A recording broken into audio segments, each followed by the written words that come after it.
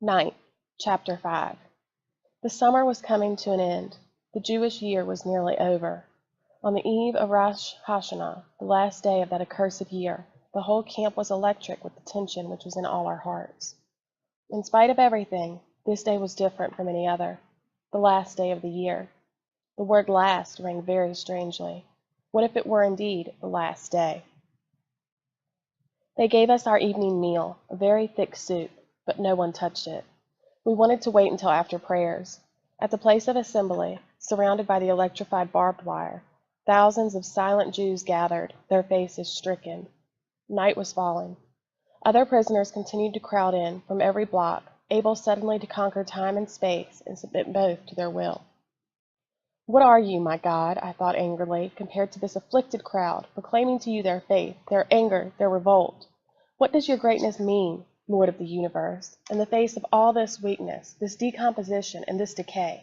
Why do you still trouble their sick minds, their crippled bodies? 10,000 men had come to attend the solemn service, heads of the blocks, capos, functionaries of death. Bless the Eternal. The voice of the officiant had just made itself heard. I thought at first it was the wind. Blessed be the name of the Eternal. Thousands of voices repeated the benediction. Thousands of men prostrated themselves like trees before a tempest. Blessed be the name of the Eternal. Why, but why should I bless him? In every fiber I rebelled. Because he had had thousands of children burned in his pits? Because he kept 6 crematories working night and day on Sundays and feast days? Because in his great might he had created Auschwitz, Birkenau, Buna, and so many factories of death? How could I say to him, Blessed art thou, eternal, master of the universe, who chose us from among the races to be tortured day and night, to see our fathers, our mothers, our brothers, end in the crematory? Praised be thy holy name, thou who hast chosen us to be butchered on thine altar. I heard the voice of the officiant rising up, powerful, yet at the same time broken, amid the tears, the sobs, the sighs of the whole congregation. All the earth and the universe are God's. He kept stopping every moment, as though he did not have the strength to find the meaning beneath the words. The melody choked in his throat. And I, mystic that I had been, I thought, yes, man is very strong, greater than God. When you were deceived by Adam and Eve, you drove them out of paradise. When Noah's generation displeased you, you brought down the flood. When Sodom no longer found favor in your eyes, you made the sky rain down fire and sulfur. But these men here, whom you have betrayed, whom you have allowed to be tortured, butchered, gassed, burned, what do? They pray before you. They praise your name. All creation bears witness to the greatness of God. Once, New Year's Day had dominated my life. I knew that my sins grieved the Eternal. I implored his forgiveness. Once I had believed profoundly that upon one solitary deed of mine, one solitary prayer, depended the salvation of the world. This day I had ceased to plead. I was no longer capable of lamentation. On the contrary, I felt very strong. I was the accuser, God the accused. My eyes were open, and I was alone, terribly alone in a world without God and without man, without love or mercy. I had ceased to be anything but ashes, yet I felt myself to be stronger than the Almighty, to whom my life had been tied for so long. I stood amid that praying congregation, observing it like a stranger. The service ended with the Kaddish. Everyone recited the Kaddish over his parents, over his children, over his brothers, and over himself. We stayed for a long time at the assembly place. No one dared to drag himself away from this mirage. Then it was time to go to bed, and slowly the prisoners made their way over to their blocks. I heard people wishing one another a happy new year. I ran off to look for my father, and at the same time I was afraid of having to wish him a happy new year when I no longer believed in it. He was standing near the wall, bowed down, his shoulders sagging as though beneath a heavy burden. I went up to him, took his hand, and kissed it. A tear fell upon it. Whose was that tear? Mine? His? I said nothing, nor did he. We had never understood one another so clearly. The sound of the bell jolted us back to reality. We must go to bed. We came back from far away. I raised my eyes to look at my father's face leaning over mine, to try to discover a smile or something resembling one upon the aged, dried-up countenance. Nothing. Not the shadow of an expression. Beaten. Yom Kippur, the Day of Atonement. Should we fast? The question was hotly debated. To fast would mean a surer, swifter death. We fasted here the whole year round. The whole year was Yom Kippur. But others said that we should fast simply because it was dangerous to do so. We should show God that even here, in this enclosed hell, we were capable of singing his praises. I did not fast, mainly to please my father, who had forbidden me to do so. But further, there was no longer any reason why I should fast. I no longer accepted God's silence. As I swallowed my bowl of soup, I saw in the gesture an act of rebellion and protest against him, and I nibbled my crust of bread. In the depths of my heart, I felt a great void. The SS gave us a fine New Year's gift. We had just come back from work. As soon as we had passed the door of the camp, we sensed something different in the air. Roll call did not take so long as usual.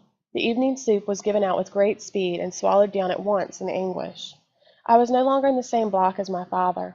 I had been transferred to another unit, the building one, where 12 hours a day I had to drag heavy blocks of stone about.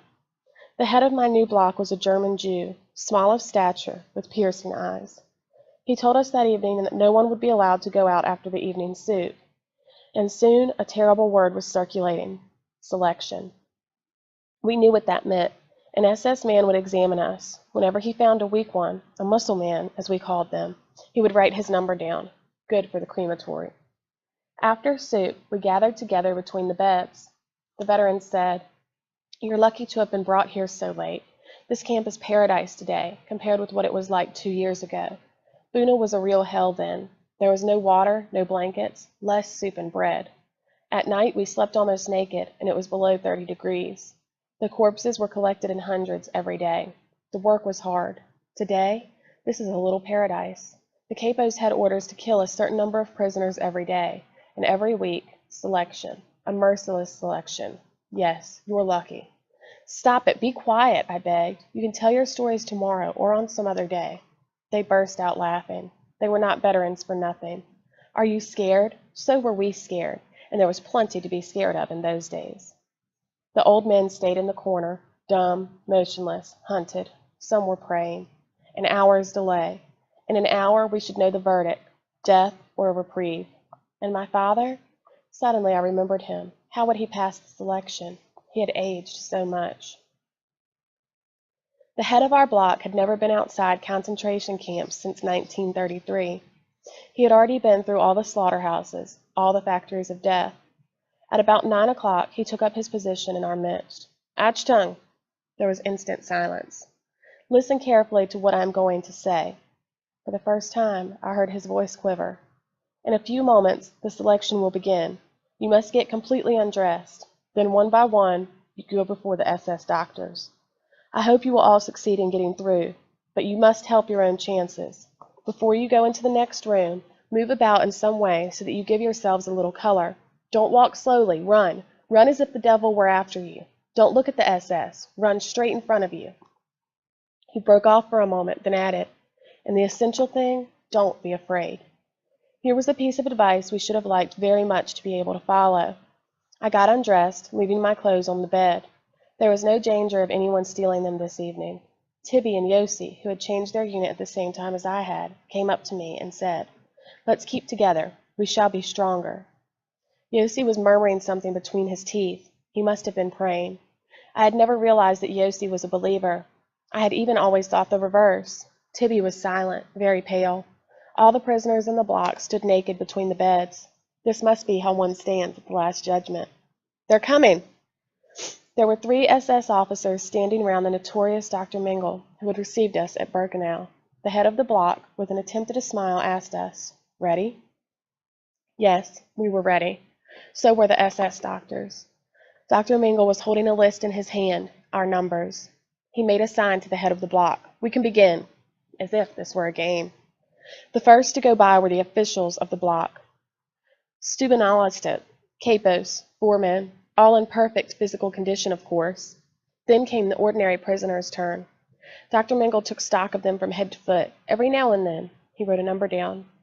One single thought filled my mind: not to let my number be taken, not to show my left arm. There were only Tibby and Yossi in front of me. They passed. I had to notice that Mengel had not written their numbers down. Someone pushed me. It was my turn. I ran without looking back. My head was spinning. "You're too thin. You're weak. You're too thin. You're good for the furnace." The race seemed interminable. I thought I had been running for years. You're too thin. You're too weak. At last I had arrived exhausted. When I regained my breath, I questioned Yossi and Tibby. Was I written down? No, said Yossi. He added, smiling. In any case, he couldn't have written you down. You were running too fast. I began to laugh. I was glad. I would have liked to kiss him. At that moment, what did the others matter? I hadn't been written down. Those whose numbers had been noted stood apart, abandoned by the whole world. Some were weeping in silence. The SS officers went away. The head of the block appeared, his face reflecting the general weariness. Everything went off all right. Don't worry. Nothing is going to happen to anyone. To anyone. Again, he tried to smile. A poor, emaciated, dried-up Jew questioned him avidly in a trembling voice. But, like last day, they did write me down. The head of the block let his anger break out. What? Did someone refuse to believe him? What's the matter now? Am I telling lies then? I tell you once and for all, nothing's going to happen to you, to anyone. You're wallowing your own despair, you fool. The bell rang, a signal that the selection had been completed throughout the camp. With all my might, I began to run to Block 36. I met my father on the way. He came up to me. Well, so you passed? Yes, and you? Me too. How we breathed again now. My father had brought me a present.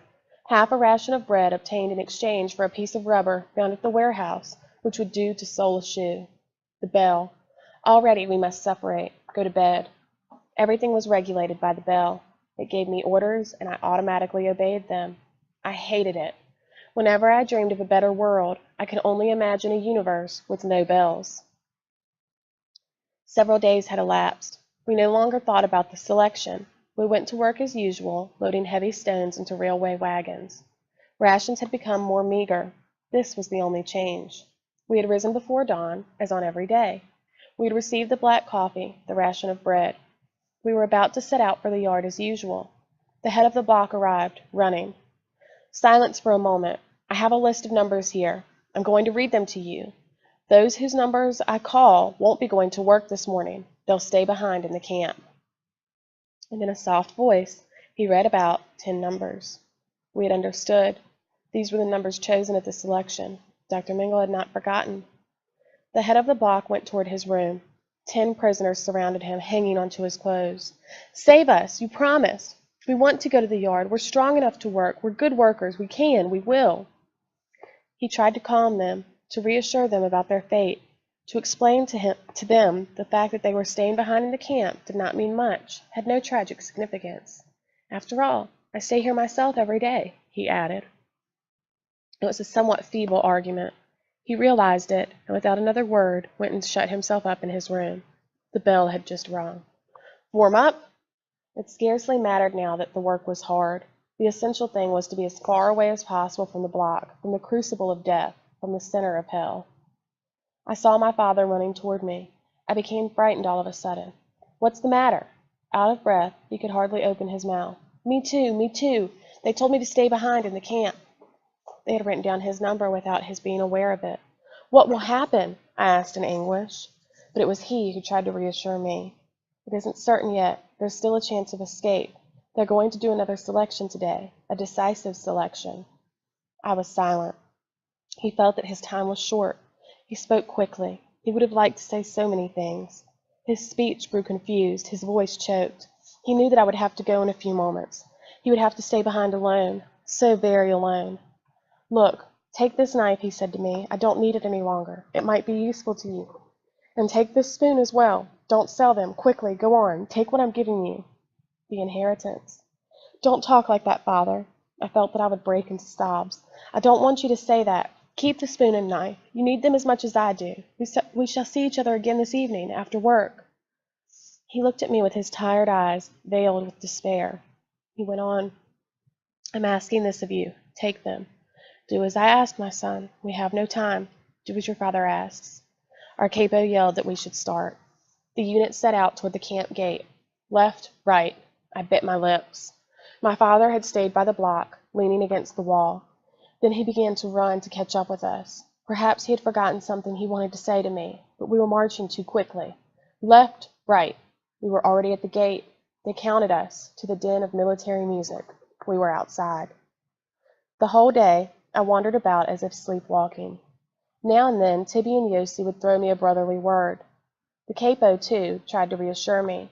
He had given me easier work today. I felt sick at heart. How well they were treating me, like an orphan. I thought, even now, my father is still helping me. I did not know myself what I wanted, for the day to pass quickly or not. I was afraid of finding myself alone that night. How good it would be to die here. At last, we began the return journey. How I longed for orders to run. The military march, the gate, the camp. I ran to Block 36. Were there still miracles on this earth? He was alive. He had escaped the second selection. He had been able to prove that he was still useful. I gave him back his knife and spoon. Akiba Drumaire left us, a victim of the selection. Lately he had wandered among us, his eyes glazed, telling everyone of his weakness. I can't go on. It's all over. It was impossible to raise his morale. He didn't listen to what we told him. He could only repeat that all was over for him, that he could no longer keep up the struggle, that he had no strength left, nor faith. Suddenly his eyes would become blank, nothing but two open wounds, two pits of terror. He was not the only one to lose his faith during those selection days. I knew a rabbi from a little town in Poland, a bent old man whose lips were always trembling. He used to pray all the time, in the block, in the yard, in the ranks. He would recite whole pages of the Talmud from memory, argue with himself, ask himself questions, and answer himself. And one day he said to me, "It's the end. God is no longer with us." And, as though he had repented of having spoken such words, so clipped, so cold, he added in his faint voice, "I know. One has no right to say things like that, I know. Man is too small, too humble and inconsiderable to seek to understand the mysterious ways of God. But what can I do? I'm not a sage, one of the elect, nor a saint. I'm just an ordinary creature of flesh and blood. I've got eyes, too, and I can see what they're doing here. Where is the divine mercy? Where is God? How can I believe, how could anyone believe in this merciful God?" Poor Akiba Drumaire. If he could have gone on believing in God, if he could have seen a proof of God in this Calvary, he would not have been taken by the selection.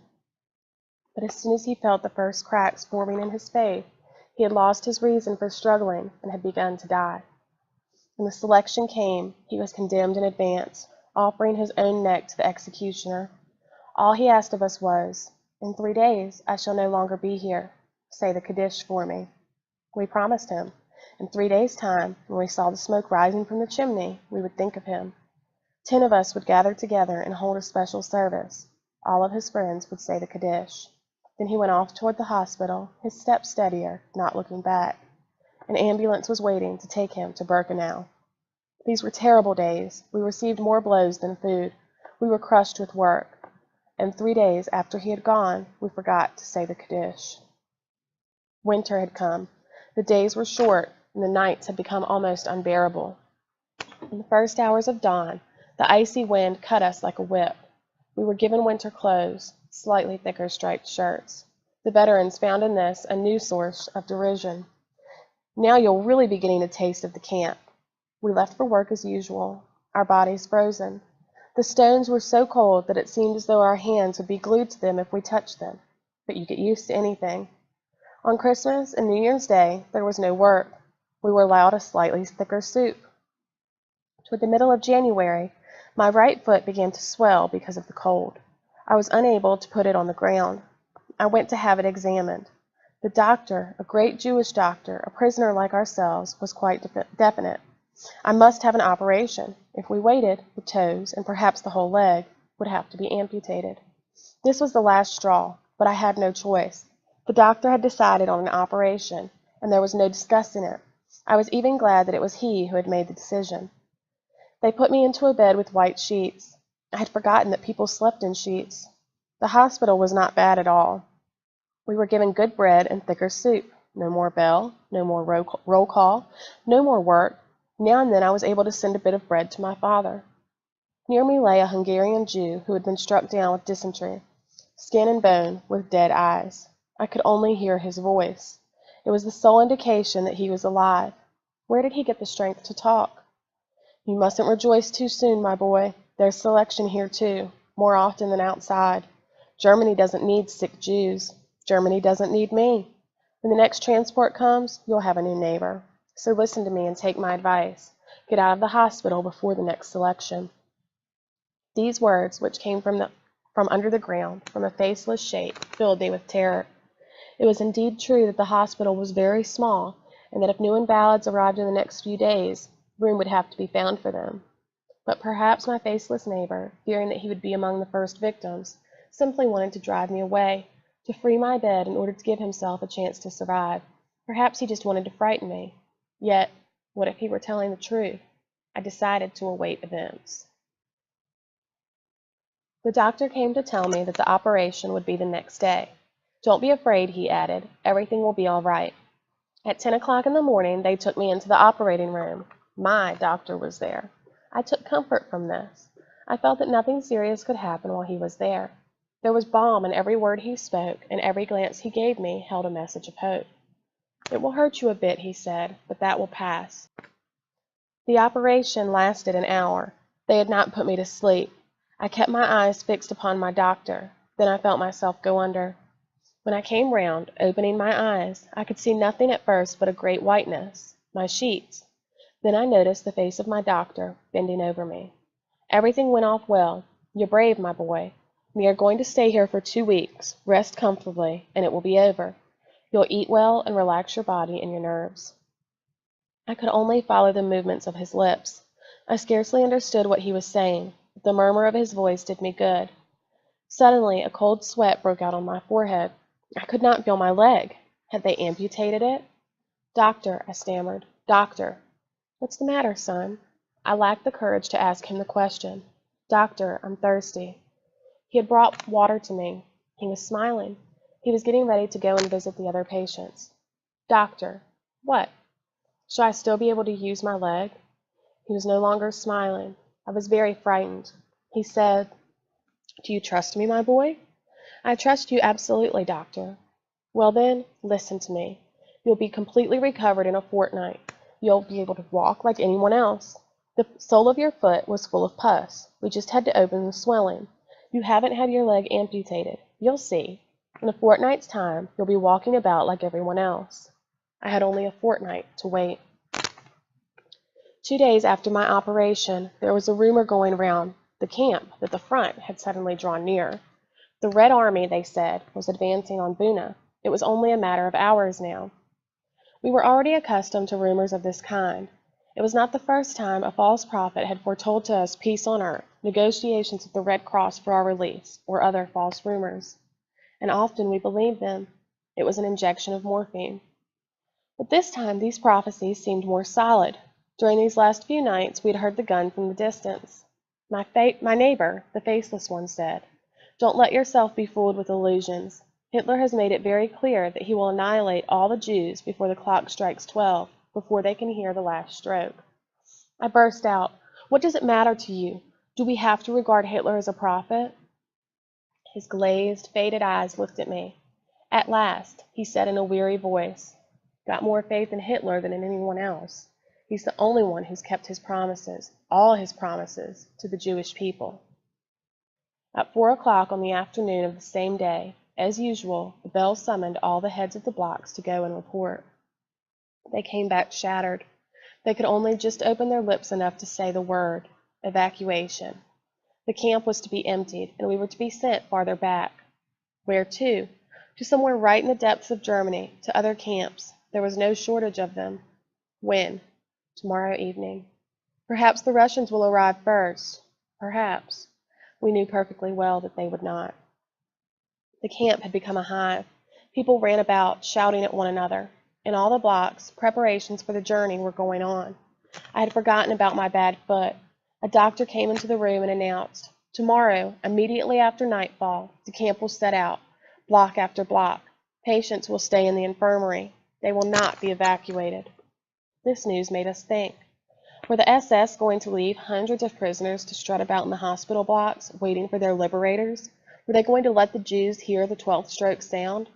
Obviously not. "All the invalids will be summarily killed," said the faceless one, "and sent to the crematory in a final batch." "The camp is certain to be mined," said another. "The moment the evacuation's over, it'll blow up." As for me, I was not thinking about death, but I did not want to be separated from my father. We had already suffered so much, borne so much together. This was not the time to be separated. I ran outside to look for him. The snow was thick, and the windows of the blocks were veiled with frost. One shoe in my hand, because it would not go onto my right foot, I ran on, feeling neither pain nor cold. "What shall we do?" My father did not answer. "What shall we do, father?" He was lost in thought. The choice was in our hands. For once we could decide our fate for ourselves. We could both stay in the hospital, where I could, thanks to my doctor, get him entered as a patient or a nurse. Or else we could follow the others. "Well, what shall we do, father?" He was silent. "Let's be evacuated with the others," I said to him. He did not answer. He looked at my foot. "Do you think you can walk?" "Yes, I think so." "Let's hope that we shan't regret it, Eliezer." I learned after the war the fate of those who had stayed behind in the hospital. They were quite simply liberated by the Russians 2 days after the evacuation. I did not go back to the hospital again. I returned to my block. My wound was open and bleeding. The snow had grown red where I had trodden. The head of the block gave out double rations of bread and margarine for the journey. We could take as many shirts and other clothes as we liked from the store. It was cold. We got into bed. The last night in Buna. Yet another last night. The last night at home, the last night in the ghetto, the last night in the train, and now the last night in Buna. How much longer were our lives to be dragged out from one last night to another? I did not sleep at all. Through the frosted panes, bursts of red light could be seen. Cannon shots split the nighttime silence. How close the Russians were. Between them and us, one night, our last night. There was whispering from one bed to another. With luck, the Russians would be here before the evacuation. Hope revived again. Someone shouted, "Try and sleep. Gather your strength for the journey." This reminded me of my mother's last words of advice in the ghetto. But I could not sleep. My foot felt as if it were burning. In the morning, the face of the camp had changed. Prisoners appeared in strange outfits. It was like a masquerade. Everyone had put on several garments, one on top of the other, in order to keep out the cold. Poor mountebanks, wider than they were tall, more dead than alive. Poor clowns, their ghost-like faces emerging from piles of prison clothes. Buffoons! I tried to find a shoe that was too large. In vain. I tore up a blanket and wrapped my wounded foot in it. Then I went wandering through the camp, looking for a little more bread and a few potatoes. Some said we were being taken to Czechoslovakia. No, to Gross-Rosen. No, to Glatwitz. No, to 2 o'clock in the afternoon. The snow was still coming down thickly. The time was passing quickly now. Dusk had fallen. The day was disappearing in a monochrome of gray. The head of the block suddenly remembered that he had forgotten to clean out the block. He ordered 4 prisoners to wash the wooden floor, an hour before leaving the camp. Why? For whom? For the liberating army, he cried, so that they'll realize that there were men living here and not pigs. Were we men then? The block was cleaned from top to bottom, washed in every corner. At 6 o'clock the bell rang, the death knell, the burial. The procession was about to begin its march. "Warm up, quickly!" In a few moments we were all in rows, by blocks. Night had fallen. Everything was in order according to the prearranged plan. The searchlights came on. Hundreds of armed SS men rose up out of the darkness, accompanied by sheepdogs. The snow never ceased. The gates of the camp opened.